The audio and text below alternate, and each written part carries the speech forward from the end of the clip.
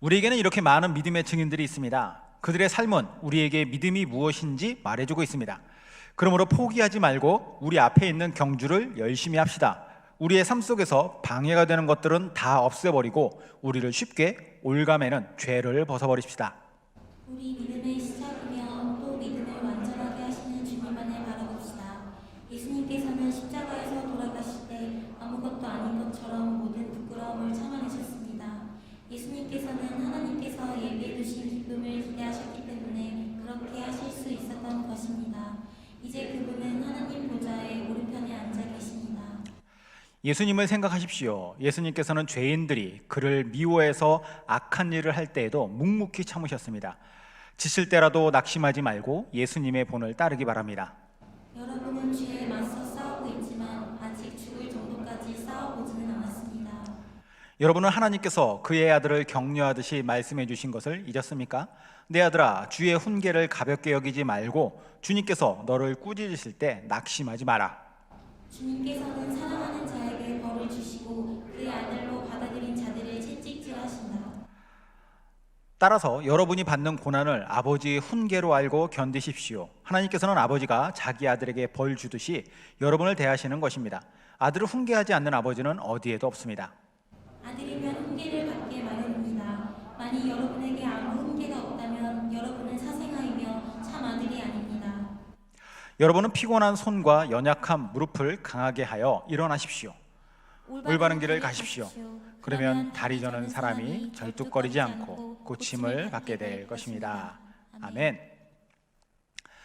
우리가 성경을 읽다 보면요, 의외로 이 세상에서 예수님을 믿는 믿음을 가지고 살아가는 것을 운동 경기, 특히 달리기로 비유하는 그런 말씀들을 우리가 발견하게 됩니다. 그런 비유를 사용했던 대표적인 인물이 바로 바울이라고 하는 사람이죠. 바울은 바울서실을 통해서 이렇게 얘기를 하는데요, 디모데 후서 2장 5절 말씀, 경기하는 자가 법대로 경기하지 아니하면 승리자의 관을 얻지 못할 것이며, 이 경기는 달리기 경기예요. 고린도전서 9장 24절, 운동장에서 다름질하는 자들이 다 달릴지라도 오직 상을 받는 사람은 한 사람인 줄을 너희가 알지 못하느냐? 너희도 상을 받도록 이와 같이 다름질하라. 달리기. 이처럼 바울은 믿음의 성도들이 어떤 각오와 자세로 살아야 될지를 당시에 성행하던 이 육상 경기, 달리기를 빗대서 아주 쉽게 설명을 하였습니다. 오늘 본문 히브리서 12장 말씀도 이와 같은 맥락을 하고 있어요. 물론 이 히브리서는 바울이 기록했는지 기록하지 않았는지가 좀 불분명한 서신입니다. 신약 성경에서 유일하게 그 기록자가 누구인지 불분명한 게 바로 히브리서예요. 다만 구약 성경에 관한 아주 해박한 지식, 그리고 운동 경기로 이런 내용들을 비유해서 설명하는 것들을 보면서 바울이 이제 그런 것들에 뛰어났던 사람이기 때문에 아마 바울이 이 히브리서도 기록하지 않았을까라고 학자들은 생각합니다. 그렇지만 이제 이것도 가능성이기 때문에 100% 바울이 기록했다 이렇게 말할 수가 없으니까 오늘 이 편지를 쓴 사람은 그냥 히브리서의 저자라고 제가 칭할게요. 히브리서의 저자는요, 세상에서 예수님을 믿는 성도들의 삶을 방금 말씀드린 대로 믿음의 경주로 표현을 합니다. 그래서 믿음의 경주, 이런 달리기를 어떻게 해야 하는가, 여기에 대한 내용이 바로 오늘 본문의 내용이에요. 이 시간을 통해서 우리가 같이 나눌 것이 바로 이겁니다. 믿음의 경주 과연 어떻게 해야 되는가? 여기에 대한 질문과 답을 우리가 함께 하는 거예요. 그에 앞서서 제가 예전에 품었던 그런 질문을 여러분들에게 한번 드려보겠습니다. 여러분들 어떻게 생각하시는지요? 저는 예전에 믿음의 삶은 그냥 예수님 믿으면서 살면 되는 거 아니야? 굳이 경주에서 이겨야 돼? 그렇게까지 치열하게 신앙생활을 해야 되나? 이런 생각을 했어요. 여러분들 생각 어떠십니까? 굳이 이렇게까지 피곤하게 살아야 돼요? 신앙생활을? 바울과 히브리서의 저자는 왜 이렇게까지 치열하게 경주하듯이 믿음의 삶을 살라고 이야기하고 있을까요? 자, 이 답을 찾으려면 우리가 이제 믿음장이라고 이제 말을 하는 히브리서 11장 앞장으로 한번 넘어가 봐야 될 것 같습니다. 히브리서 11장이 왜 믿음장이냐면요, 총 40절로 구성되어 있는데 그 중에 18절이 믿음은 이라고 시작을 해요. 믿음이 무엇인가에 대해서 이야기하죠. 믿음은. 그런 히브리서 11장은 이렇게 이야기를 합니다. 믿음은 바라는 것들의 실상이요 보이지 않는 것들의 증거다. 이 믿음의 정의를 이렇게 내려요. 좀 어려우니까 쉬운 성경으로 한번 봤습니다. 믿음은 우리가 바라는 것들에 대해서 확신하는 것입니다. 또한 보이지 않지만 그것이 사실임을 아는 것입니다. 이게 믿음이라는 거예요. 바라보기는 하지만 눈에 결과가 보이질 않아요. 결과물이. 다만 그게 사실일 것이다라고 하는 분명한 확신을 가지고 그것을 바라보고 있는 것, 이게 믿음이라는 거예요. 다시 말해서 하나님께서 약속하신 말씀이 있잖아요. 그럼 이 말씀에 대한 결과, 당장에 눈에 보이진 않죠. 하지만 그럼에도 불구하고 그것을 내가 계속해서 기대하고 바라면서, 그리고 무엇보다도 확신하면서 계속 나아가는 게 믿음이라는 거죠. 믿음은 진행되어지는 거예요. 나아가는 과정, 그 삶 자체가 바로 믿음이라는 것입니다. 그러므로 믿음은 삶과 아주 긴밀하게 맞물려 있어요. 그래서 삶과 믿음은 서로 분리될 수가 없는 성격일 것이에요. 그렇기 때문에 히브리서 저자는 히브리서 11장에 수많은 이런 그 믿음의 정의를 바탕으로 해서 수많은 사람들의 이름을 열거하죠. 아벨, 에녹, 노아, 아브라함, 사라, 이삭, 야곱, 요셉, 모세 등등등 그 뒤에도 쭉 나오는데 많은 사람들의 이야기를 써내려갑니다. 수많은 조상들, 그리고 그들의 삶에 관한 이야기를 하는데, 그들이 살았던 삶의 특징이 무엇이냐? 믿음에 대한 이야기라고 했잖아요. 하나같이 그들은 하나님의 약속을 들었어요. 그리고 하나님의 약속의 결과가 보이진 않았지만 그것을 바라보고 확신하는 삶을 살았다라는 것이에요. 근데 문제가 있죠. 이렇게 살아가는 데 있어서 문제가 뭐냐? 그 삶이라는 것이 그 믿음으로 살아가는 삶, 아까 얘기했듯이 믿음이 삶과 이렇게 맞물려 있는데 이 삶을 살아가는 것이 결코 만만치 않다라는 게 문제예요. 어렵다는 거죠. 그래서 믿음 때문에 세상 사람들로부터 그들은 손가락질 당해요. 대표적으로 노아 같은 사람, 그렇죠. 또 이 땅에서 정처 없는 나그네 인생을 살기도 했습니다. 심지어는 사자굴에 던져지기로 했죠.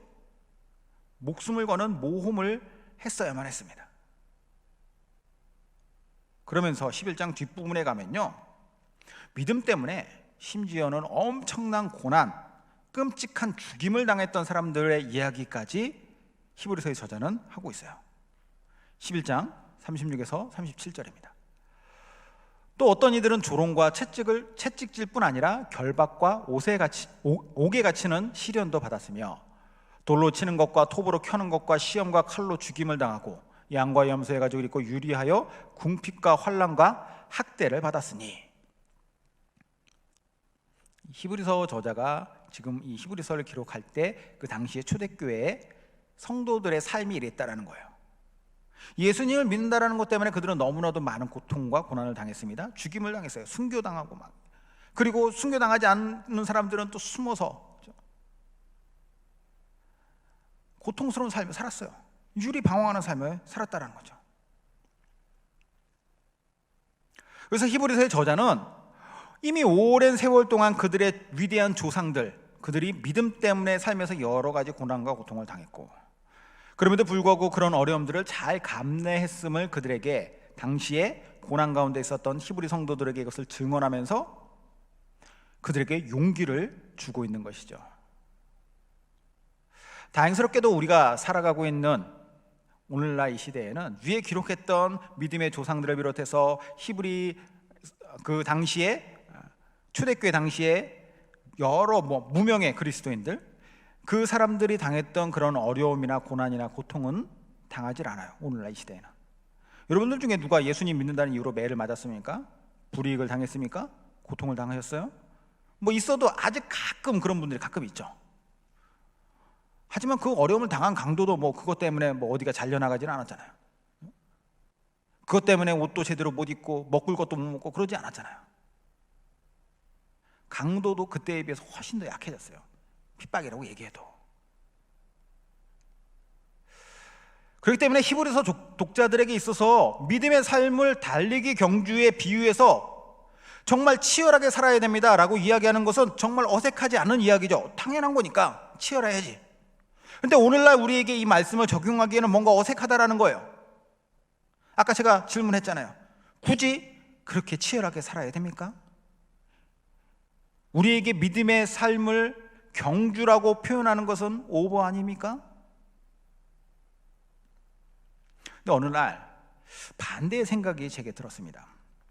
2000년 전 우리 조상들에게, 믿음의 선조들에게는 비록 고난과 핍박은 있었지만요, 오히려 그들은 그것들 때문에 더 믿음이 단단해졌어요. 치열하게 살았습니다. 그걸 붙잡고 놓치지 않으려고 했어요. 그런데 오늘날에는 그 반대의 모습이 보이더라라는 거죠.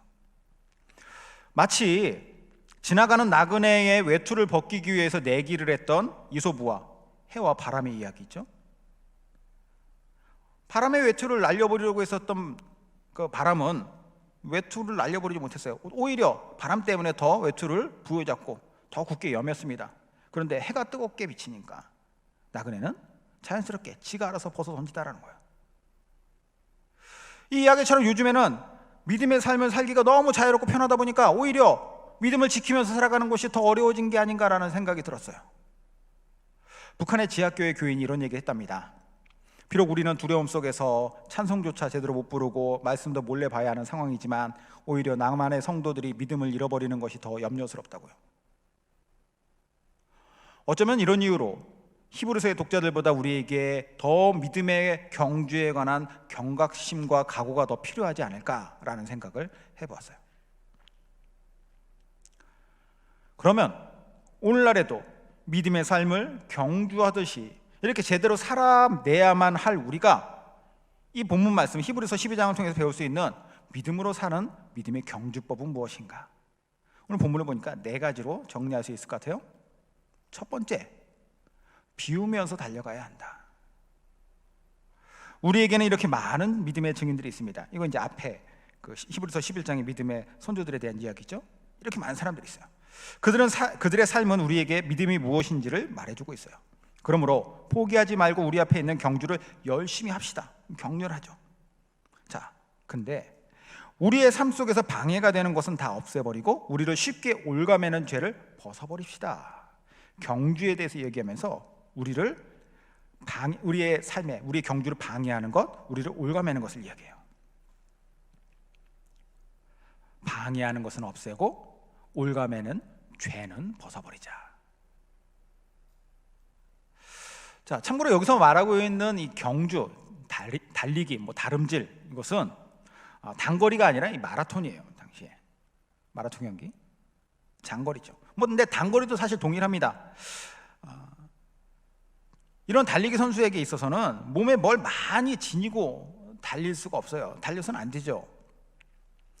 요즘에는 마라톤 선수들 신발 무게도 150g도 안 되는, 100g밖에 안 되는 그런 신발을 계속해서 가볍게, 최대한 공기의 저항도 덜 받고 최대한 달리는 데 있어서 문제가 되지 않도록 계속해서 발전이 돼요. 왜 그렇게까지 하느냐? 달리는데 방해되기 때문이죠.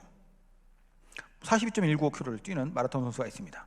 물이 필요하니까 통을 차요.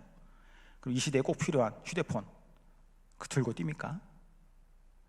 물같이 꼭 필요한 것은 중간중간에 공급도 하죠. 하지만 그것도 계속 가지고 뛰지 않습니다.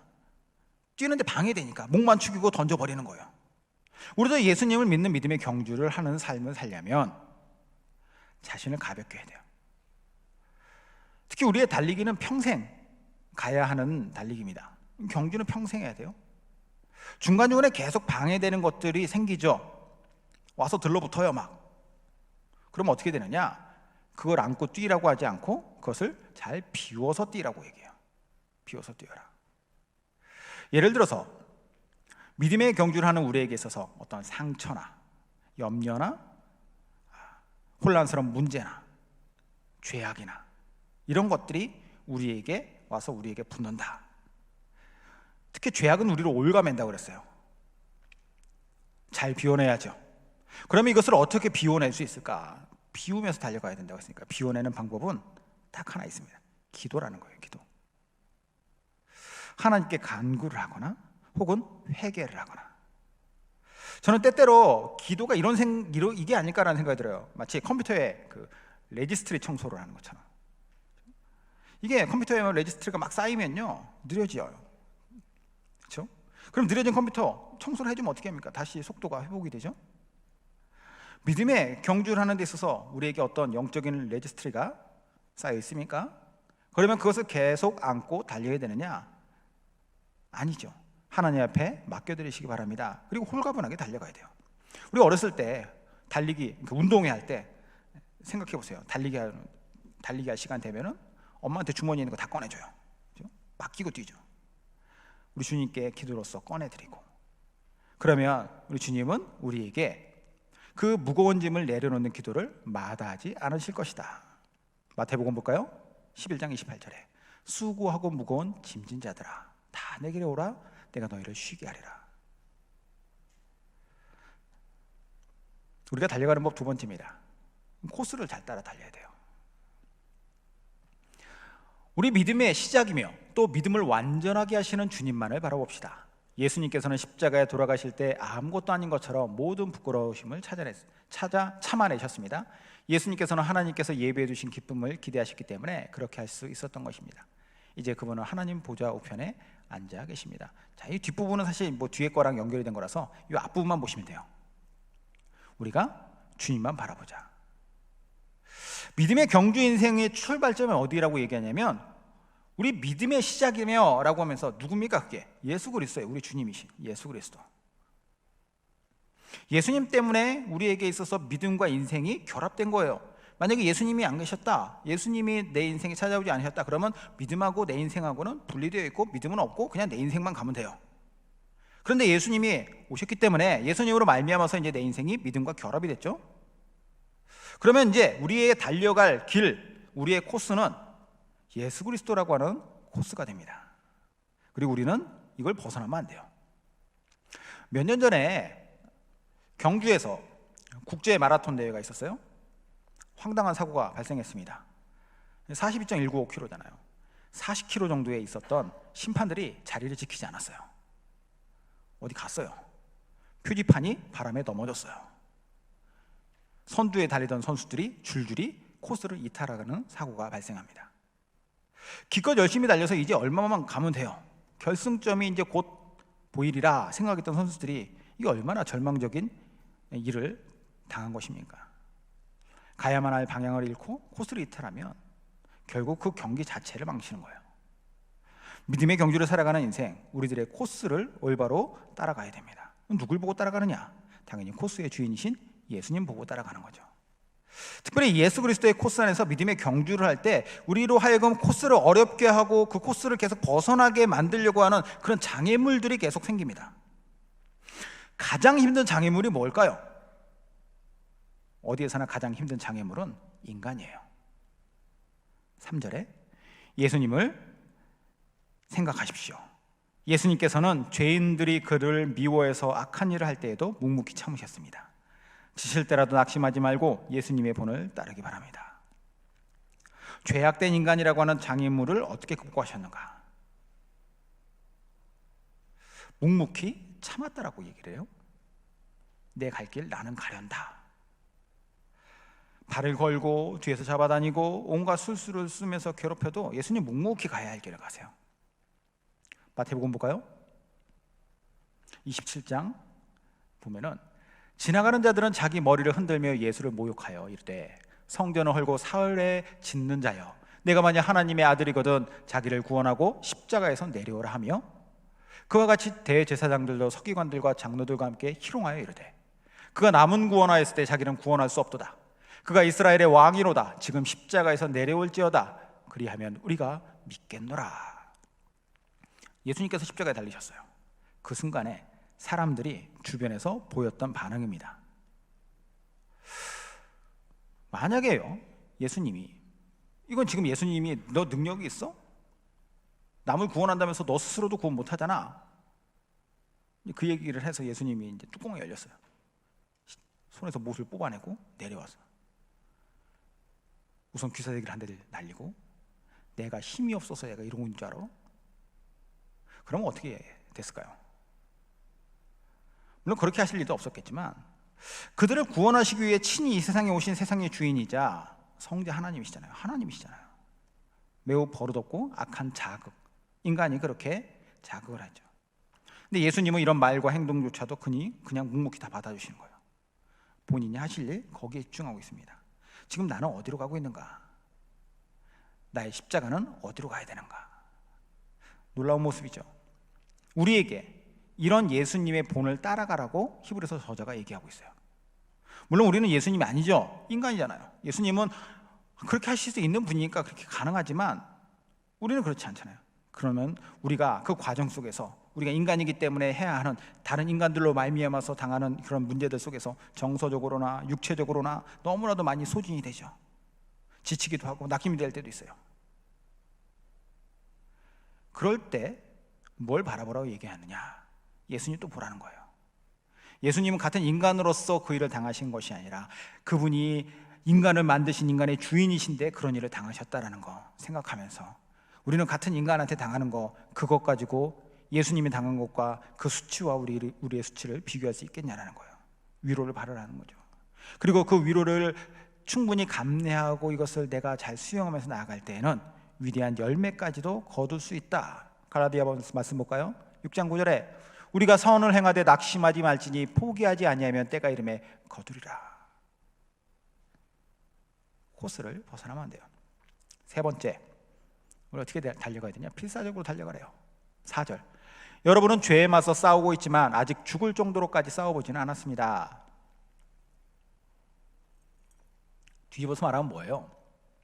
죄와 죽을 정도로 싸우라는 거예요. 믿음의 경주를 방해하고 있는 죄악의 방해물들을 필사적으로 뚫고 가라는 거죠. 앞서도 언급했지만 믿음의 경주에서 우리를 방해하는 것 가장 큰 원인은 죄악입니다. 그래서 앞에 올가매는 것 죄라고 그랬죠. 그렇죠? 비워내야 될 것. 인간이 왜 이렇게 사람이 사람을 괴롭히고 어렵게 만듭니까? 죄악 때문이에요. 죄인이니까. 우리의 죄악일 때도 있고 다른 사람의 죄악일 때도 있어요. 우리에게 있어서 가장 큰 방해거리는 죄 자체입니다. 근본적으로 따져가면. 그러면 이러한 죄라는 방해 요소 때문에 분명히 믿음의 경주는 힘들 것이 분명한데 심지어는 어떻게까지 힘들 거라고 얘기하냐면 각오하라는 거예요. 죽을 만큼 힘들 거야. 그러면 죽을 만큼 힘든 이 죄의 문제 속에서 우리는 그것을 어떻게 뚫고 나갈 것인가? 많은 사람들은 무너져요. 많은 사람들은 되도록 피하고 싶어 하죠. 하지만 히브리서의 저자는 무너지지도 말고 피하지도 말고 정면 돌파해라. 마라톤 경기에서 이와 비슷한 순간이 찾아온다고 해요. 데드 포인트, 4점이라고 하는 순간이죠. 말 그대로 죽을 것 같은 순간이에요. 올림픽에서 금메달 따는 이 마라토너들도 이 죽을 것 같고 포기하고 싶은 이 4점을 경험한다고 합니다. 하지만 일단 이 4점을 넘겼을 때에는 마약보다 더 강한 쾌감이 온대요. 그래서 마라톤을 하는 사람들이 그것을 멈추지 못한다고 합니다. 저는 이해가 안 가요. 우리 인생의 경주를 할 때에도 마찬가지입니다. 4점이 찾아오는 순간 분명히 있을 거예요. 어떻게 하시겠습니까? 뒤를 돌아가서 도망가시겠습니까? 외면하시겠습니까? 타협하시겠습니까? 아니면 그 4점을 뚫고 가시겠습니까? 그것을 뚫고 갔을 때 하늘의 기쁨이 찾아올 것이다 라는 거죠. 마지막 네 번째입니다. 코칭을 잘 받아야 돼요. 코칭을 잘 받으면서 살려가야 돼요. 5절부터 8절까지입니다. 같이 한번 읽어볼까요? 여러분은 하나님께서 그의 아들을 격려하듯이 말씀해 주신 것을 잊었습니까? 내 아들아, 주의 훈계를 가볍게 여기지 말고 주님께서 너를 꾸짖으실 때 낙심하지 마라. 주님께서는 사랑하는 자에게 벌을 주시고 그의 아들로 받아들이는 자를 책찍질하신다. 따라서 여러분은 받는 고난을 아버지의 훈계로 알고 견디십시오. 하나님께서는 아버지가 자기 아들에게 벌 주듯이 여러분을 대하시는 것입니다. 아들을 훈계하지 않는 아버지는 어디에도 없습니다. 아들이면 훈계를 받기 마련입니다.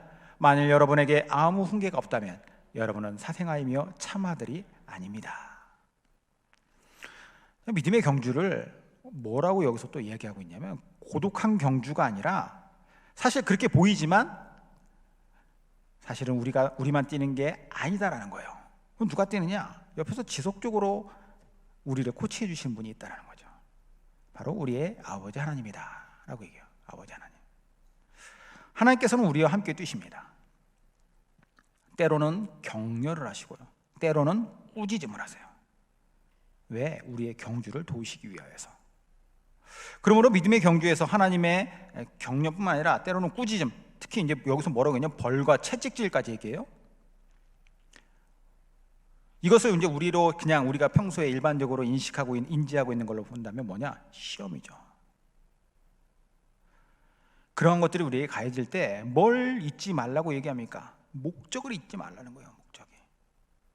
유일한 목적은 뭐냐? 그렇게 시험을 줘서 그 고통을 당하게 하는 목적이 무엇인가? 힘 빼서 넘어뜨려가지고 완주를 포기하려고 하게 만드는 것이 목적인가? 아니면 다시 한번 동기부여를 얻고 나의 삶을 돌아보고 내가 달려갈 길을 바라보고 정신 차려가지고 힘을 얻고 달려가는 데 있는가? 후자죠. 만약에 우리가 하나님과 상관없는 존재라면 하나님 우리 인생에 끼어들지 않습니다. 참견 안 하세요. 왜 참견해? 내 자식도 아닌데. 제가 우리 아이들에게 잘 되라는 목적으로 잔소리합니다. 때로는 벌을 줘요. 근데 다른 집 애들한테 그럴 수 있나요? 내 자식 아닌데. 본문 말씀이 바로 그 뜻이에요. 하나님께서 우리에게 이러한 어려움이 닥쳐했을 때 우리는 이제 우리 입장에서 볼 때는 이제 이것 때문에 불만이 생기죠. 이해가 안 돼요. 왜 나한테 이러십니까? 그럼 이렇게 생각이 되죠. 보통 하나님이 안 계신가? 혹은 내가 하나님의 자녀가 아닌가? 뒤집으라는 거예요. 그럴 때 역시 나는 하나님의 자녀구나. 역시 하나님은 나를 사랑하시는구나. 이게 단순한 자기 최면이 아니라 이게 분명한 약속의 확신이라는 거죠. 이렇게 하나님께서 우리를 지도하시는 그분의 코칭 안에서 우리는 각자의 경주를 성실히 해나가야 된다는 거예요. 마지막으로 히브리서의 저자는 격려의 말씀으로 오늘 본문 말씀을 마무리하고 있어요. 이 말씀을 보면서 우리 각자가 다시 한번 힘을 얻고 우리가 우리의 인생 속에서 경주하는 믿음의 경주와 같은 인생 속에서 혹시 지쳐서 자리에 앉아있을 때면 다시 털고 일어나십시오. 다시 달려가야죠. 하나님의 자녀로서 오늘 말씀을 붙잡고 나아가는 겁니다. 12, 13절 여러분은 피곤한 손과 연약한 무릎을 강하게 하여 일어나십시오. 올바른 길을 가십시오. 그러면 다리 저는 사람이 절뚝거리지 않고 고침을 받게 될 것입니다. 하나님께서 우리의 인생을 이렇게 이끌어 가실 것입니다. 기도하겠습니다.